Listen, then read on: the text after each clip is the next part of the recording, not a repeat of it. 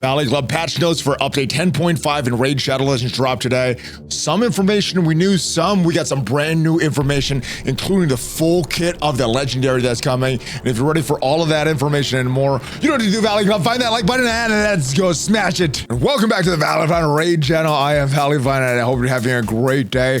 We got some new patch notes, including the full kit for Leminisi, the gold wing. Yeah, free legendary that we're getting.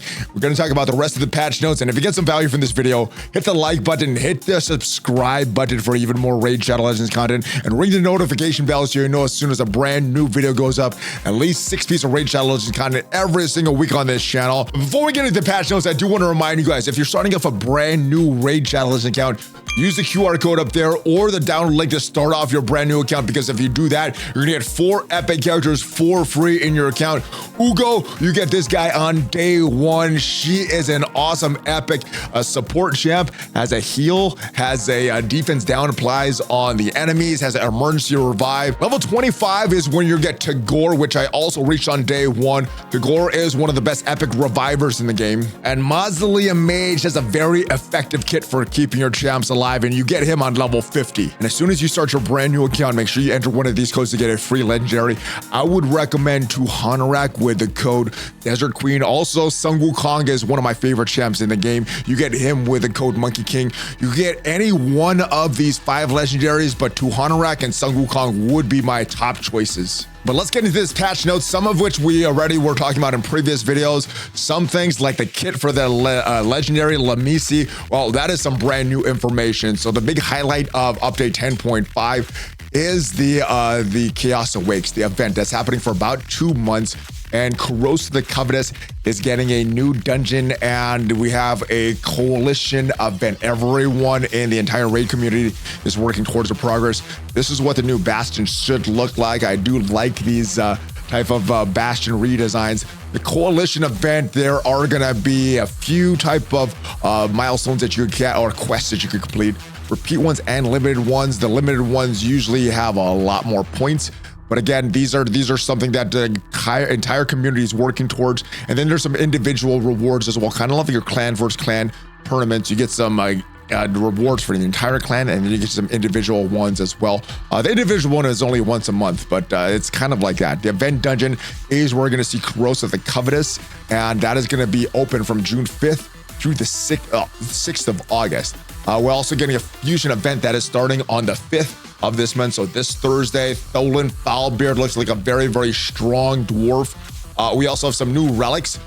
Crown of Corruption, Covetous Passion, Skull of Treason, Gilded Pinion, Grail of Agony, Days of Damnation, Sinner's Cloak, Tempest Morbida.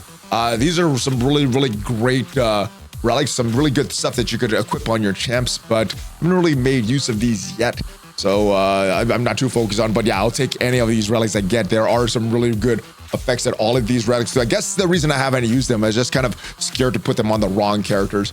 We also had some rebalancing. This is not new information, but Mountain King did get a rebalance, is a lot stronger. Instead of just attacking one enemy, now is going to fill this champion's turn meter by 10%, fill an additional 2% for each buff on the target.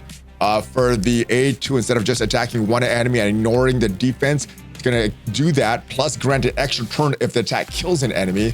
Also, the A3 looks very similar, but also will decrease the cooldowns of Enchanted Axe, the A2, by 2 turns if this attack kills an enemy, so all based on kills.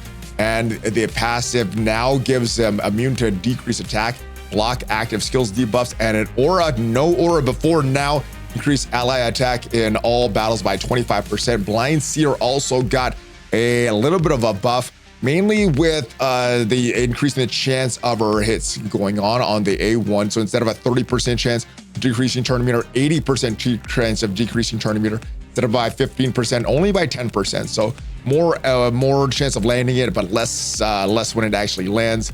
We also have the Dark Shroud, heals all allies, did not have a heal. 20% of this champion's max health, and the self-sacrifice will do a few more things. It will revive dead allies. Instead of 35% health, it will be 50% health and 30% turn meter. We'll still place the block damage buff on allies except this champion for 1 turn. Goes down to a 5-turn cooldown instead of a 6-turn cooldown though. Corrosa the Covetous, that is the demon that we're going to face in that new dungeon. We did see the kit of this character before, and looks like she will be available about a month after the dungeon launches, and looks like a very strong character. Tholen, we saw his kit a little while ago last week, and looks like a very strong champ. I am going to participate in this fusion. If you did manage to check out the kit of Tholen last week, let me know if this is a fusion that you are going to participate in. I've done 3 so far. The one for Lysanther Beastbane, also Ishiyama the Immovable. I think Tholen is the best out of these 3. I started playing when we had Lord Fabian, great character. However, my account was just a little too new. So really excited for this character. Looks like a very strong champ. All right, and here is the brand new information. Leminisi, the Goldwing, legendary, force champ, attack type champ, and from the Sylvan Watcher. So the A1 is going to attack one enemy 2 times. The target is under a shield buff. Each hit has a 25% chance of decreasing the value of the shield by 10%. Will also ignore 50% of the target's resistance. The target is from the Corrupted Alliance. And once again, the Corrupted, these are your Demon, Spawn, Undead Horde, Dark Elves, and Night Revenant. And this skill will deal more damage equal to the value of the target's current turn meter, stacks up to 100%. So it is based on kind of the turn meter of the enemy. And it will go down in cooldown. Is a 5-turn cooldown initially, goes to a 3-turn cooldown when it's fully booked. The A3 attacks all enemies 2 times. The first hit, 75% chance of placing a 100% heal reduction debuff for 2 turns. Second hit has a 50% chance to place a block buffs debuff for 2 turns. So that's pretty good. Will also ignore 50% of the target's resistance if the target is from the Corrupted Alliance, those alliances that we mentioned earlier. 4-turn cooldown, goes to a 3-turn when it's fully booked. Also increase the chances of the buffs and debuffs landing. Passive, receives 15% damage less from enemies under heal reduction debuffs. So you want them under heal reduction debuffs, and that will deal less damage. It looks like it's only her and not all the champions that are the allies. Fills this champion by turn meter by 5% whenever an enemy receives a shield buff or is healed, and the aura will increase attack in all battles by 25%. Balar the Lost is another legendary that we saw the kit for. Looks very strong. We also have Grackles the Turndrake, another great legendary.